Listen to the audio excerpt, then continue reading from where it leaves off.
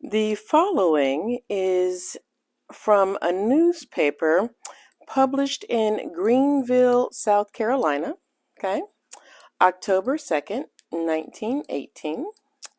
The title of the article is Negro Women to be Put to Work.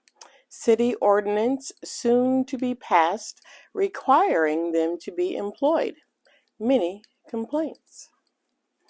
Regardless of whether they want to or have to, able-bodied Negro women in Greenville who are not regularly employed are to be put to work, put in jail, or fined.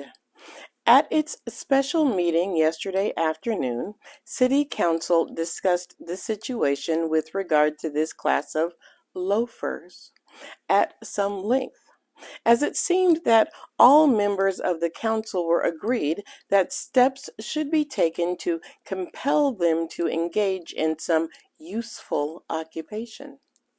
It was decided that an ordinance similar to the one now in force, requiring all able-bodied men to work at least 5 days per week, should be passed with regard to these women. Such an ordinance will be prepared and voted on at the next regular meeting of council. Yeah. A number of complaints have come to members of council of Negro women who are not at work and who refuse employment when it is offered them. The result being that it is exceedingly difficult for families, white families, who need cooks and laundresses to get them. Wives of colored soldiers getting a monthly allowance from the government have a number of them decline to work on the grounds that they can get along without working. Others have flatly refused jobs without giving reasons, while still others pretend that they are employed when, as a matter of fact, they derive a living from illegitimate means. The proposed ordinance will require them all to carry labor identification cards showing that they are regularly and usefully employed, and the labor inspectors and police will be charged with the duty of rigidly enforcing the law. So, the families found it exceedingly hard to find cooks and laundresses. Let's clarify that. It was the white families that found it exceedingly hard to find cooks and laundresses. The reason why black women were able to say no to employment is because a man in their family was in the military, okay? They were sending money back home, and that money went a long way in Greenville, South Carolina. The alternative is a man in their family had previously served in the military and they were probably getting a pension. Still, that money was going a long way. Okay, so for the first time in almost the entire time that black women existed in the United States of America, they were able to rest from work. And do you know what happened? We heard what happened.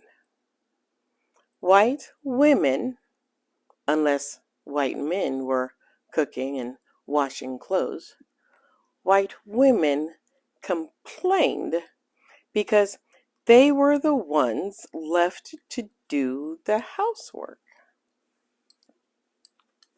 So they were being told no. We heard that, right?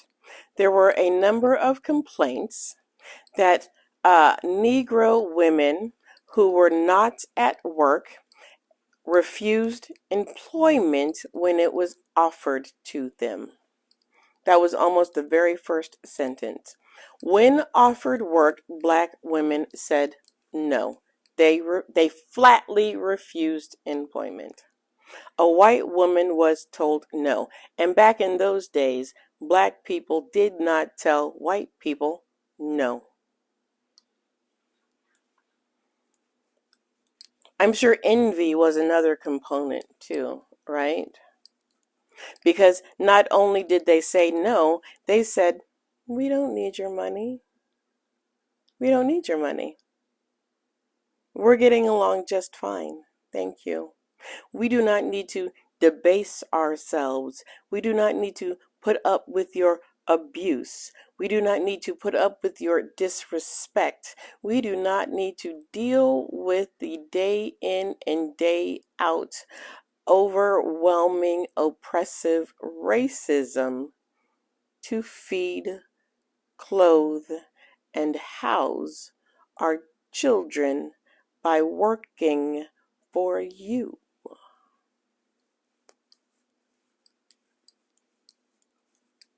So,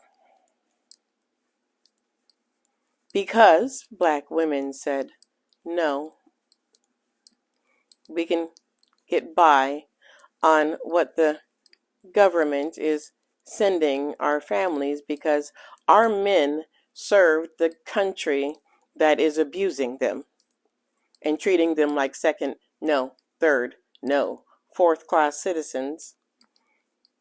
The council said, despite the fact that you have been cooking our meals for decades, cleaning our homes for decades, raising our children for decades, and not just raising our children, but nursing them literally from your own breast before, during, and after slavery. Yes, despite the fact that this is your moment for rest, we're going to call you lazy.